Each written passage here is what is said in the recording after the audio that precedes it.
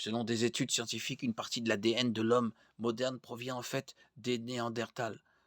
Cette découverte est parfois présentée comme une preuve réfutant l'idée du créationnisme. Malgré ces suggestions, il n'y a aucune raison de considérer le lien avec l'ADN comme une preuve contre la création, Dieu ou la Bible. Au contraire, cette même preuve sert à contrer de nombreuses attaques contre la Bible et le récit qu'elle a fait de nos origines. Tout d'abord, le fait que divers êtres vivants partagent une structure de base, l'ADN, ne suggère pas nécessairement l'évolution ou l'athéisme. Il s'agit tout autant d'une preuve de conception commune. Il existe une grande variété de moteurs de voitures de tailles différentes et destinés à des usages différents.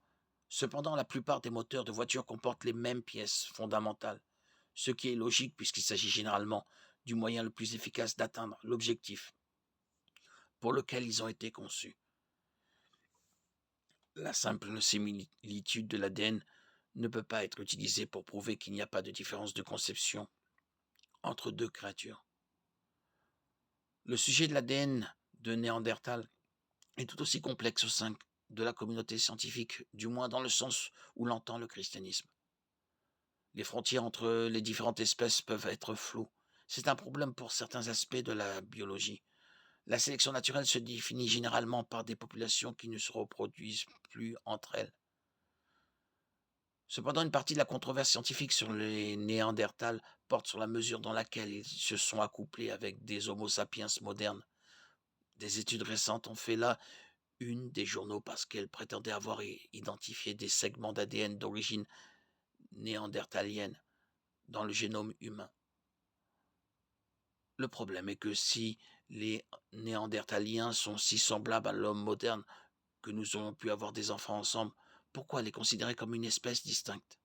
Pourquoi ne pas les considérer comme un autre groupe ethnique au sein de la famille humaine? C'est là que le regard sur l'humanité commence à se compliquer. À l'époque d'hommes comme Charles Darwin, les hommes de certaines races étaient considérés comme des sous-hommes. Au XIXe siècle, il n'était pas rare que des scientifiques affirment que les personnes d'origine africaine étaient génétiquement plus proches des gorilles que des hommes blancs. C'est ce qu'a écrit Darwin dans La descendance de l'homme. Faisons-nous la même chose avec les néandertaliens en supposant qu'ils étaient inférieurs, stupides ou sous-humains, alors qu'ils ne l'étaient pas? Les variations des traits néandertaliens semblent se situer dans les limites de la biologie humaine moderne.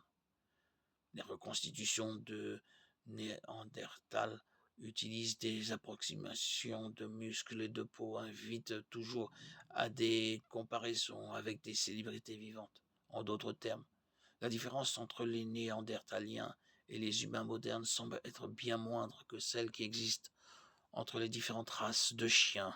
Pourtant, tous les chiens sont exactement de la même espèce, quelle que soit leur race. Bien entendu, les différences scientifiques entre les hommes modernes et les Néandertals ne se limitent pas à la forme des os. Il s'agit simplement de souligner que la compatibilité et la similitude entre les Néandertals et les hommes modernes sont bien plus fortes que les différences. Tracer des lignes de démarcation entre les deux en faisant des Néandertals des êtres inhumains pose des problèmes à la biologie et à la science moderne. Traiter les Néandertals comme une race humaine parmi d'autres pose des problèmes à la philosophie non théiste. La présence ou non de composants néandertaliens dans l'ADN humain moderne est, en fin de compte, sans rapport avec le message de la Bible sur la création.